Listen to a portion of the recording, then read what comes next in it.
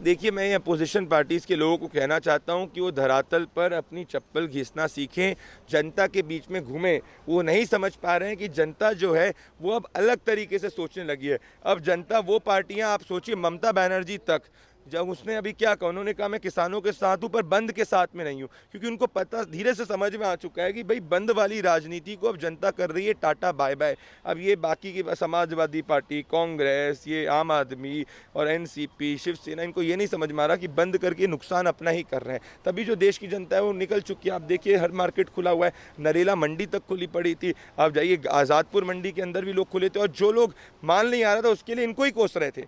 तो अगर इनको लग रहा है इससे इनका राजनीतिक फायदा होगा, तो मैं कह रहा हूँ उनका राजनीतिक नुकसान होने वाला है। क्योंकि अब जनता, जो भी पार्टी हो, विपक्ष में हो पक्ष में हो, जो जनता के काम को ज़्यादा करेगा, जनता के साथ सही नीयत के साथ खड़ा होगा, उसका समर्थन करेगी। कि जो ये एंटी नेशनल एलिमेंट्स जो हैं, जो घुस चुके हैं, जो खालिस्तानी एलिमेंट्स के नारे चल रहे हैं, जो देश के विरुद्ध नारे लगा रहे हैं, जो शाहीन बाग गैंग घुस चुका है जिसके खिलाफ सुप्रीम कोर्ट ने भी टिप्पणी करी थी, जो ये भिंडर वाला गैंग घुस चुका है, ये जो गैंग घुस चुका है, जो कोई बातचीत और सुलझाने की तरफ नहीं बढ़ रहा, जो कह रहा है कि या तो पूरे लॉस को हटाइए या तुम चक्का जाम करेंगे, ऐसे कभी बातचीत नहीं होती, ऐसे देश नहीं बढ़ सकता। और बंद करके आप किसान, मजदूर, आम आदमी, आपका हमारा, ऑटो वाले, बस चालक, इन सब का नुकसान कर रहे हैं। देश को पीछे कर कर किसकी राजनीति का फायदा होगा मुझे नहीं पता, क्योंकि आज देश की जनता जो है वो देश को पीछे करने वाले राजनीतिक पार्टियों को सपोर्ट कभी नहीं करेगी, देश को ज़्यादा आगे बढ़ाने वाली राजनीतिक पार्टियों को सपोर्ट करेगी। और ये इनिशियली जायज़ प्रोटेस्ट था, उसको इन एलिमेंट्स ने हाईजैक कर लिया है।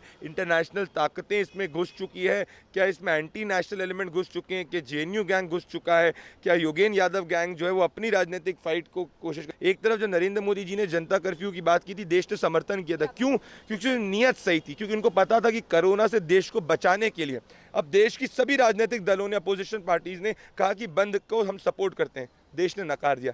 ये फर्क है सही नीयत की राजनीति में और गलत नीयत की राजनीति है। तभी मैं कहता हूं विपक्षी दलों को अपनी स्ट्रैटेजी को चेंज करने की जरूरत है, वरना इनको बरसों लग जाएंगे, तब भी नरेंद्र मोदी जी की पॉलिटिक्स में, की पॉलिटिक्स 100 पे है, अगर वो जनता के आगे 100 पे तो ये 10 तक भी नहीं पहुंच पाएंगे। सर, ये जो किसानों का आंदोलन चल रहा है, जैसे कि आपने भी देखा होगा कि किसानों का आंदोलन कम और उन्हीं के जो कंधे पर रख के बंदूक चलाई जा रही है, तो इन सारे जो जितना भी प्रकरण चल रहा है उससे आप क्या समझते हो सर?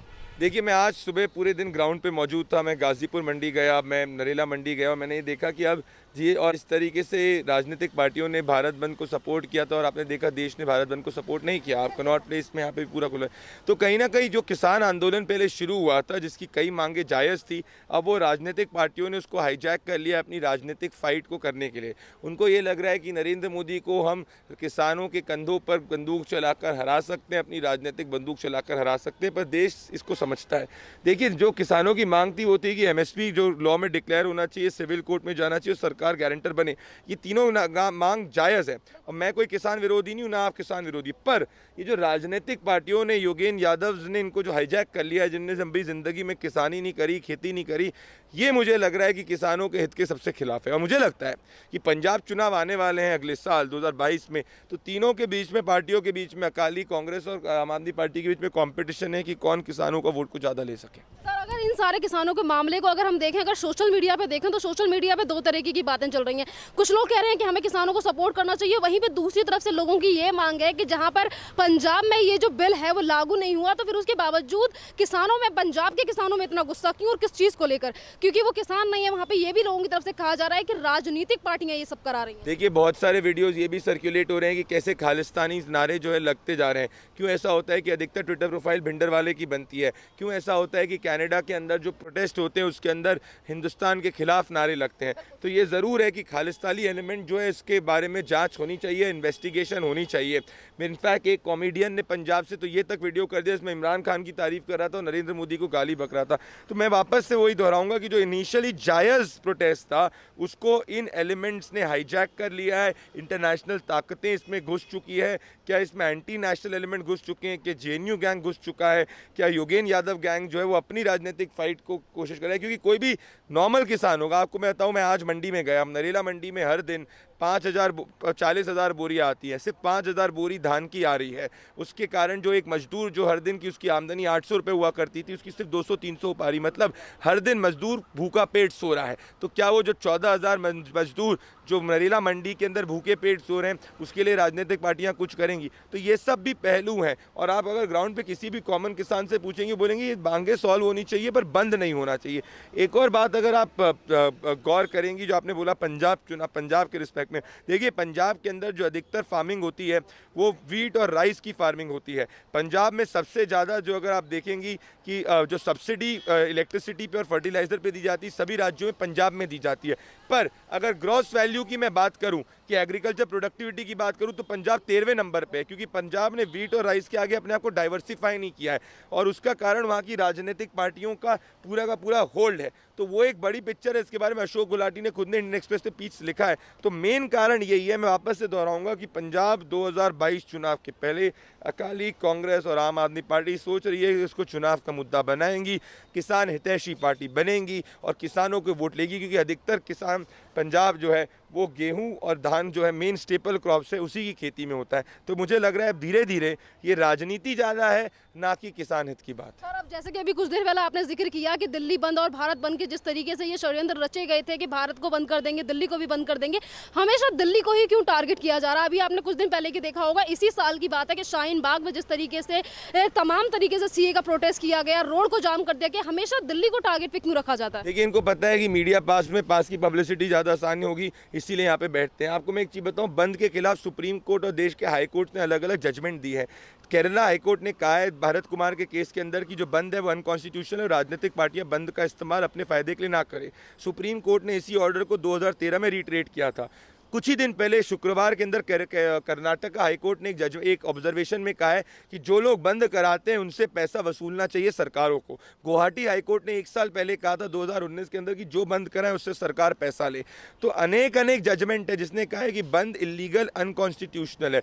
तो ये बात है। तो ये जो राजनीतिक पार्टियां फोर्स बंद कराने की कोशिश कर रही हैं, देश ने इसको नकारा है, क्योंकि बंद जो होता है वो मजदूर, किसान, आम आदमी, ट्रेडर सबके विरुद्ध है, उसकी आमदनी के विरुद्ध है और देश पीछे नहीं हटना चाहता। राइट टू प्रोटेस्ट है, राइट टू स्टॉप इंडिया किसी को नहीं है। यहाँ पर भी है कि सर अभी इस टाइम पे दिल्ली में खड़े हैं और दिल्ली के ही मुख्यमंत्री केजरीवाल ये कहते हैं कि मैं दिल्ली बंद का सपोर्ट करता हूँ और मैं किसानों का समर्थन करता हूँ। तो यहाँ पर वही लोग हैं जो ये कहते हैं कि जीडीपी इतनी डाउन जा रही है और वही इस तरीके के काम करते हैं, किसानों को भड़काने का काम जो कर रहे हैं लोग। देखिए, आम आदमी पार्टी चाह रही है पंजाब चुनाव के अंदर उसकी सरकार बने और उसको लग रहा है कि कहीं ना कहीं कैप्टन अमरिंदर सिंह ने मुद्दे को इनिशियली उठाया है तो वो पीछे ना हट जाए। और शायद इसीलिए ये जो पूरा कैचअप पॉलिटिक्स करी जा रही है वो कैचअप पॉलिटिक्स है। और अगर आप देखें कि अगर ये कह रहे हैं कि बंद है तो फिर भाई डीटीसी बसेस कैसे चल रही हैं, मेट्रो कैसे चल रही हैं, ये भी तो दिल्ली सरकार के अधीन आती है। और एक तरफ आप इस सब की बातें करते हैं और दूसरी तरफ अगर आप देखिए दिल्ली के अंदर आप सड़क पे निकल जाइए, हर बंदा करोल बाग मार्केट से लेकर नरेल से सब अपना काम कर रहे हैं। देखिए, आज वो 1970 और 80 की पॉलिटिक्स गई कि देश को पीछे करके अपनी राजनीतिक रोटी अगर आप सेकेंगे तो जनता स्वीकारेगी नहीं। अब दो चीज़ों में आप पैरेलल देखिए, एक तरफ जो नरेंद्र मोदी जी ने जनता कर्फ्यू की बात की थी, देश ने समर्थन किया था। क्यों? क्योंकि नीयत सही थी, क्योंकि उनको पता था कि कोरोना से देश को बचाने के लिए अब देश की सभी राजनीतिक दलों ने, अपोजिशन पार्टीज ने कहा कि बंद को हम सपोर्ट करते हैं, देश ने नकार दिया। ये फर्क है सही नियत की राजनीति में और गलत नियत की राजनीति है। तभी मैं कहता हूं विपक्षी दलों को अपनी स्ट्रैटेजी को चेंज करने की जरूरत है, वरना इनको बरसों लग जाएंगे तब भी नरेंद्र मोदी जी की पॉलिटिक्स में की पॉलिटिक्स 100 पे है। अगर वो जनता के आगे 100 पे तो ये 10 तक भी नहीं पहुंच पाएंगे। यहाँ पर ये भी बात है कि किसान आंदोलन में जिस तरीके से राजनीतिक पार्टियां जो अपना फायदा करने की कोशिश कर रही हैं, यहाँ पे तमाम तरीके की चीजें निकलकर सामने आ रही हैं। अभी ही 5 लोगों की गिरफ्तारी हुई है जिनके पास तमाम तरीके के पैसे पाए गए हैं और ये भी कहा जा रहा है कि वो लोग किसानों के बीच में जो लोग इन प्रोटेस्ट को बढ़ाने आए, शाहीन बाग वाले लोग हैं, उन लोगों को बांटने के लिए आए थे ये लोग पैसे। बिल्कुल सही कह रही हैं आप। और मैं देखिए, राजनीतिक पार्टियां कोई भी प्रोटेस्ट के अंदर हो सकती है। देश के इतिहास में हमने देखा है, जब बिहार के अंदर प्रोटेस्ट हुआ करते थे, जब बिहार चर्न में जा रहा था तो बीजेपी और ये सब भी सपोर्ट किया करते थे। तो कोई भी राजनीतिक पार्टी किसी भी सोशल कॉज के साथ हो सकती है। मेरा विरोध वहाँ नहीं है। मेरा विरोध ये है कि जो ये एंटी नेशनल एलिमेंट्स जो हैं, जो घुस चुके हैं, जो खालिस्तानी एलिमेंट्स के नारे चल रहे हैं, जो देश के विरुद्ध नारे लगा रहे हैं, जो शाहीन बाग गैंग घुस चुका है जिसके खिलाफ सुप्रीम कोर्ट ने भी टिप्पणी करी थी, जो ये भिंडर वाला गैंग घुस चुका है, ये जो गैंग घुस चुका है, जो कोई बातचीत और सुलझाने की तरफ नहीं बढ़ रहा, जो कह रहा है कि या तो पूरे लॉस को हटाइए या तुम चक्का जाम करेंगे। ऐसे कभी बातचीत नहीं होती, ऐसे देश नहीं बढ़ सकता। और बंद करके आप किसान, मजदूर, आम आदमी, आपका हमारा ऑटो वाले, बस चालक, इन सब का नुकसान कर रहे हैं। देश को पीछे कर कर किसकी राजनीति का फ़ायदा होगा मुझे नहीं पता, क्योंकि आज देश की जनता जो है वो देश को पीछे करने वाले राजनीतिक पार्टियों को सपोर्ट कभी नहीं करेगी, देश को ज़्यादा आगे बढ़ाने वाली राजनीतिक पार्टियों को सपोर्ट करेगी। और ये मैं बार बार कहता था, 2019 में किसी ने नहीं समझा, आपने देखा 2019 में क्या नतीजा है। मैं वापस से दोहराऊंगा, अगर ये पार्टियां नहीं समझ पाएंगी तो 2024 के नतीजे भी इनके लिए चौंकाने वाले होंगे। यहाँ पर मैं आपसे एक और सवाल पूछना चाहूंगी कि यहाँ पर अभी आप कुछ देर पहले आपने पाकिस्तान का जिक्र किया था, तो पाकिस्तान को लेकर जिस तरीके से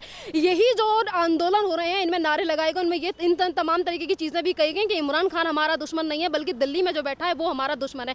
और इसी तरीके की बातें पाकिस्तान के नेताओं की तरफ से की जाती हैं और वो पीएम नरेंद्र मोदी के ऊपर सवाल करते हैं और कहते हैं कि जो प्रोटेस्ट हो रहा है वो सही हो रहा है, यहाँ पे काफी सारे अत्याचार किए जा रहे हैं किसानों के ऊपर, तमाम तरीके की बातें हैं, जिससे ये समझ आ रहा है कि कहीं पे पाकिस्तान को क्या मतलब है इन सारी चीजों से। देखिए, दुख की बात यह है कि किसानों की जो जायज़ मांगे हैं, जो बिल्कुल मैं वापस से दोहराऊंगा कि एमएसपी लॉ के अंदर लिखना चाहिए, गवर्नमेंट को अमेंड करना चाहिए, सिविल कोर्ट तक किसान को पहुंचने का हक होना चाहिए, गवर्नमेंट को अमेंड करना चाहिए।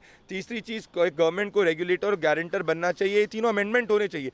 पर दुख की बात यह है कि ये मुद्दों पे बातचीत करने के बजाय बातचीत ये हो रही है कि भाई दिल्ली में बैठा जो प्रधानमंत्री है वो हमारा दुश्मन है, इमरान खान हमारा दुश्मन नहीं है, खालिस्तान जिंदाबाद के नारे लग रहे हैं, भिंडरवाला के सपोर्ट के नारे लग रहे हैं। तो अगर ये प्रेसिडेंट है तो इसको ना मैं, आप या कोई भी देश का जनमानस, इनफैक्ट किसान तक सपोर्ट नहीं करेगा।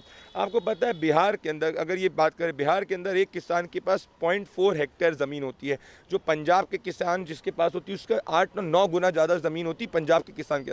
आज बिहार के अधिकतर किसान जो है वो जाके अपनी फसल और की बुआई कर रहे हैं। क्यों? क्योंकि उनको पता है कि अब जो ये आंदोलन है इसको कई ऐसे तत्वों ने हाईजैक कर लिया है जो तत्व देश के विरुद्ध हैं, और देश का किसान सबसे बड़ा राष्ट्रभक्त है, वो कभी खालिस्तान जिंदाबाद वालों को सपोर्ट नहीं करेगा। अगर मैं फिर से दिल्ली बंद और भारत की बंद की बातों पे आऊं, तो जिस तरीके से लोगों ने सोच रखा था और ये भी कह दिया था कि भारत बंद करेंगे, यूपी बंद करेंगे, यूपी को लेकर जिस तरीके से वहां के मुख्यमंत्री ने जो कड़े इंस्ट्रक्शन दिए थे, क्या कहना चाहोगे सर? क्योंकि यार दिल्ली नहीं, यूपी नहीं, बल्कि पूरे भारत में से कोई भी ऐसी दुकान नहीं थी जो बंद थी। देखिए, मैं अपोजिशन पार्टीज़ के लोगों को कहना चाहता हूं कि वो धरातल पर अपनी चप्पल घिसना सीखें, जनता के बीच में घूमें। वो नहीं समझ पा रहे हैं कि जनता जो है वो अब अलग तरीके से सोचने लगी है। अब जनता, वो पार्टियां, आप सोचिए ममता बनर्जी तक, जब उसने अभी क्या कहा, उन्होंने कहा मैं किसानों के साथ हूं पर बंद के साथ में नहीं हूं, क्योंकि उनको पता, धीरे से समझ में आ चुका है कि भाई बंद वाली राजनीति को अब जनता कर रही है टाटा बाय बाय। अब ये बाकी की समाजवादी पार्टी, कांग्रेस, ये आम आदमी और एनसीपी, शिवसेना, इनको ये नहीं समझ में आ रहा कि बंद करके नुकसान अपना ही कर रहे हैं। तभी जो देश की जनता है वो निकल चुकी है। आप देखिए, हर मार्केट खुला हुआ है, नरेला मंडी तक खुली पड़ी थी, आप जाइए आज़ादपुर मंडी के अंदर भी लोग खुले थे, और जो लोग मान नहीं आ रहा था उसके लिए इनको ही कोस रहे थे।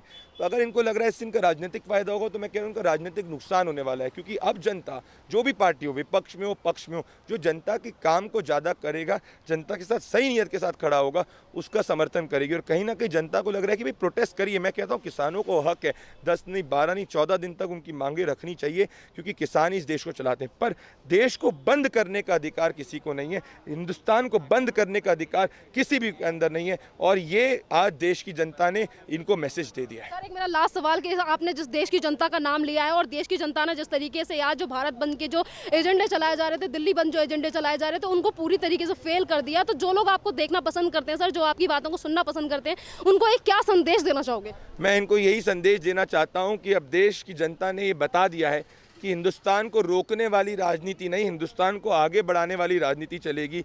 अन्नदाताओं के नाम पर अपनी राजनीतिक रोटियां सेकने वाली पार्टियों को भी अपने अंदर चिंतन करना चाहिए, और ये समझना चाहिए कि अगर वो अन्नदाताओं का हित करना चाहती है तो अन्नदाताओं की मांगों को सरकार के सामने रखने में अन्नदाताओं की मदद करें। अपने पंजाब चुनाव के लिए राजनीतिक रोटी ना सेकें, क्योंकि अगर वो ऐसे करेंगी तो देश उनको नकारेगा। क्योंकि देश सिर्फ और सिर्फ काम की राजनीति, भले वो भाजपा करे, आम आदमी करे, कांग्रेस करे, कोई भी पार्टी करे, उसको ही स्वीकारेगी। 2019 में भी मैंने ये कहा था, मैं 2024 के पहले भी ये कह रहा हूँ। धन्यवाद।